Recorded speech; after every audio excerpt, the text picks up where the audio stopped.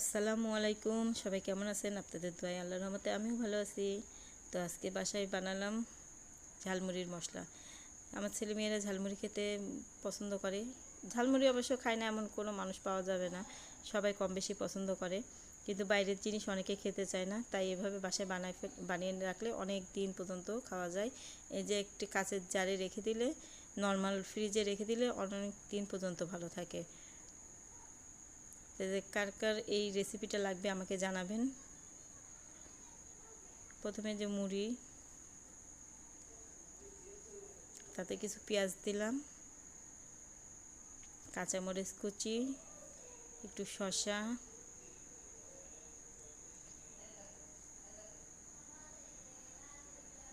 ঝালমুড়ির মশলা দিলাম, একটু চানাচুরও দিয়েছিলাম কিন্তু দেখানো হয়নি। শুধু মশলা দিয়েও মুড়িটা মাখালে অনেক মজা লাগবে।